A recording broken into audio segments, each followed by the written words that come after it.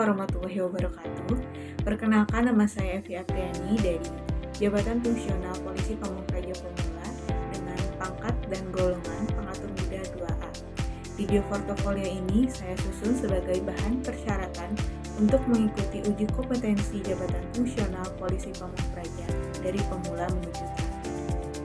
Bapak Ibu serta rekan-rekan yang saya hormati, menurut Undang-Undang Nomor 23 Tahun 2014 tentang Pemerintahan Daerah menyebutkan bahwa Satuan Polisi Pamung Praja dibentuk untuk menegakkan peraturan daerah dan peraturan kepala daerah, menyelenggarakan ketenteraman dan ketertiban umum, serta melaksanakan perlindungan masyarakat.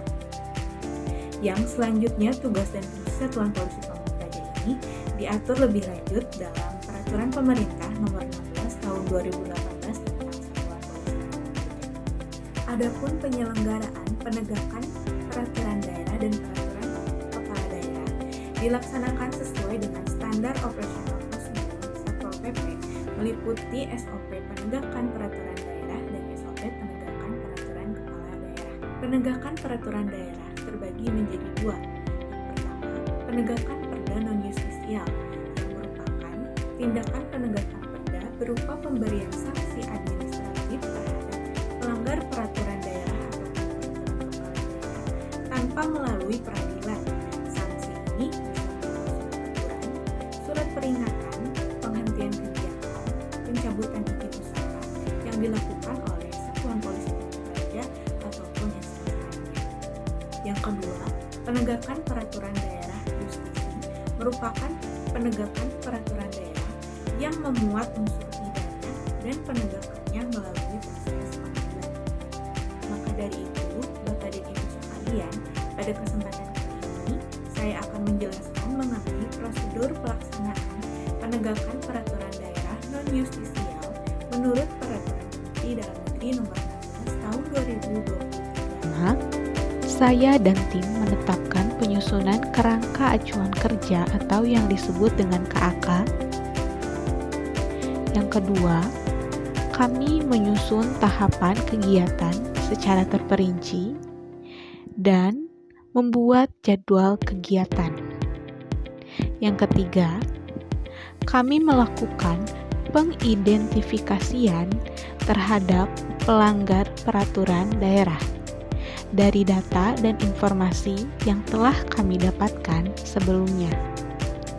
Yang selanjutnya, penerbitan surat perintah tugas, dan terakhir, pelaksanaan koordinasi ataupun rapat dengan perangkat daerah atau instansi lainnya. Tahap pelaksanaan. Yang pertama, pengarahan. Pengarahan ini diberikan kepada masyarakat, kelompok, dan badan hukum agar senantiasa mentaati dan mematuhi peraturan daerah yang berlaku. Pengarahan dilakukan agar tidak terjadi pelanggaran lebih lanjut. Contohnya, pemberian pengarahan kepada siswa yang berkeliaran atau bolos saat jam sekolah. Yang kedua, pembinaan atau sosialisasi. Ini dilakukan melalui dua cara. Yang pertama, pembinaan perorangan. Ini dengan langsung mendatangi masyarakat, kelompok, atau badan hukum yang melanggar. Contohnya ini pembinaan terhadap pemilik bangunan liar, pemilik warung atau pedagang kaki lima yang berjualan tidak pada tempatnya ataupun berada di sempadan jalan.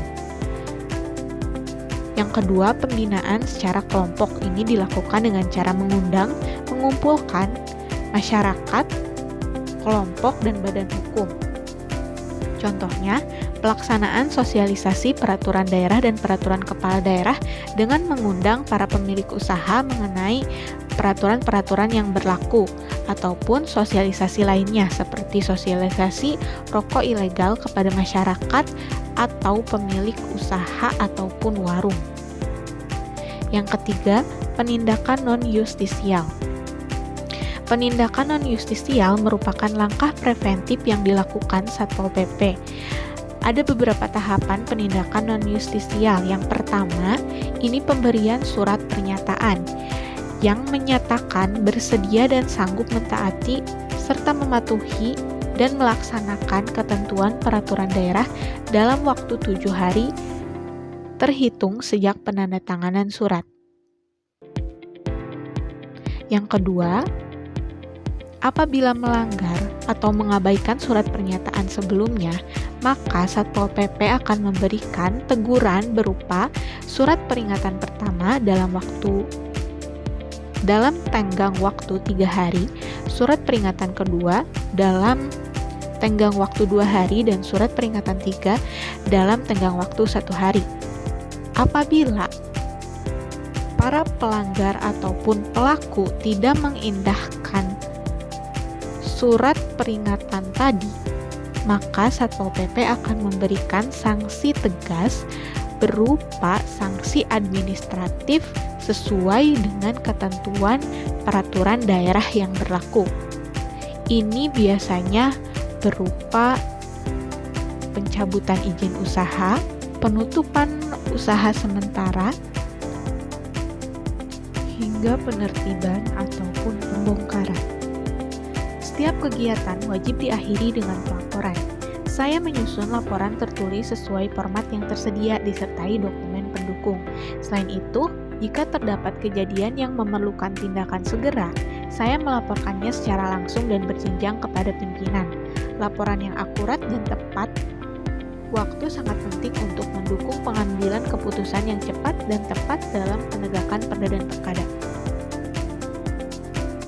Dengan ditegakkannya peraturan daerah dan peraturan kepala daerah, kami selaku Prajawibawa sangat menjunjung tinggi keadilan dan kepatuhan hukum. Kami siap mengabdi untuk mewujudkan satuan polisi Pamung Praja yang tegas, jujur, dan berwibawa. Terima kasih, saya Yani, Polisi Pamung Praja. Wassalamualaikum warahmatullahi wabarakatuh.